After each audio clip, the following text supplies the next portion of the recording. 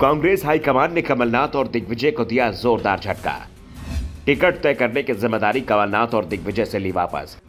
भोपाल में नहीं, अब दिल्ली में तय किए जाएंगे कांग्रेस के उम्मीदवार। ज्योतिरादित्य सिंधिया जब तक कांग्रेस में रहे तब तक उनका पार्टी में दिग्विजय सिंह और कमलनाथ से टकराव चलता रहा। सिंधिया गुट को ठिकाने लगाने के लिए कमलनाथ और दिग्विजय ने हाथ मिला लिया था। मध्य प्रदेश में कांग्रेस के अंदर सिंधिया गुट का भी जबरदस्त दबदबा था। ऐसे में टिकट वितरण के समय सिंधिया, दिग्विजय और कमलनाथ के बीच तीखी तकरार भी देखने को मिलती थी। लेकिन सिंधिया के कांग्रेस छोड़ने के बाद यह तय माना जा रहा था कि अब कांग्रेस के अंदर टिकट वितरण का काम आसान हो जाएगा।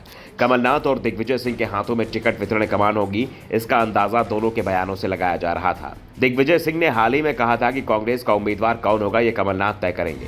कमलनाथ हर सीट पर सर्वे करा रहे हैं और उसी सर्वे के आधार पर पार्टी उम्मीदवार तय करेगी। तो कमलनाथ दावा कर रहे थे कि दिग्विजय सिंह पार्टी संगठन की लगातार बैठक ले रहे हैं। इस दौरान वो उम्मीदवारों को लेकर लोकल स्तर पर फीडबैक ले रहे हैं और उनके फीडबैक की रिपोर्ट ही उम्मीदवार का नाम तय करेगी।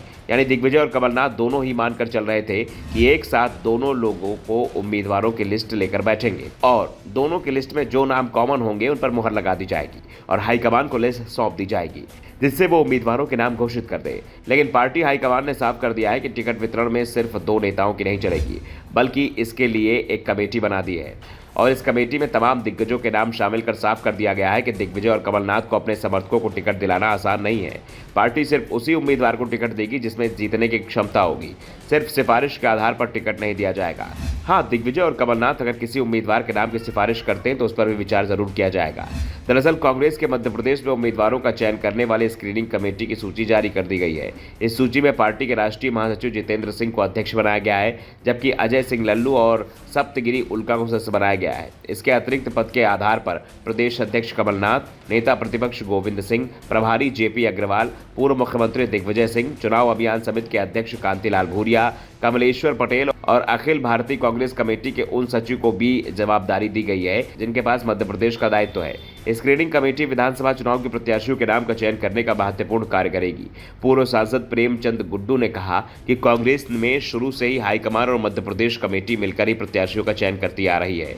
स्क्रीनिंग कमेटी में मूल जिम्मेदारी पार्टी के बड़े नेताओं को देखकर यह साफ कर दिया गया है कि जीतने वाले चेहरों को चुनाव लड़ाया जाएगा और सब कुछ दिल्ली से तय होगा। कांग्रेस की नजर इस समय मध्य प्रदेश विधानसभा चुनाव के साथ ही लोकसभा चुनाव पर भी है, क्योंकि विधानसभा चुनाव में 6 महीने के बाद ही लोकसभा चुनाव भी होने हैं। 2018 के विधानसभा चुनाव में कांग्रेस ने बीजेपी को पीछे छोड़ दिया था, लेकिन 6 महीने बाद जब 2019 में लोकसभा चुनाव हुए तो प्रदेश की 29 में से 28 सीटें बीजेपी ने जीत ली थी।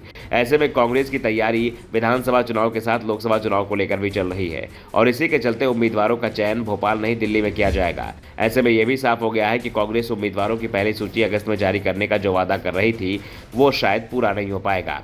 अब पार्टी के उम्मीदवारों की पहली सूची अक्टूबर के शुरुआत में ही आने की उम्मीद दिखाई दे रही है। मध्य प्रदेश में विधानसभा चुनाव का ऐलान भी अक्टूबर में ही होना है। ऐसे में साफ हो गया है कि पार्टी जो दावा कर रही थी उम्मीदवारों के नाम चुनाव से पहले जारी कर दिए जाएंगे, वो दावा पूरा होता नहीं दिख रहा है। Bureau report, the Navdarpan news.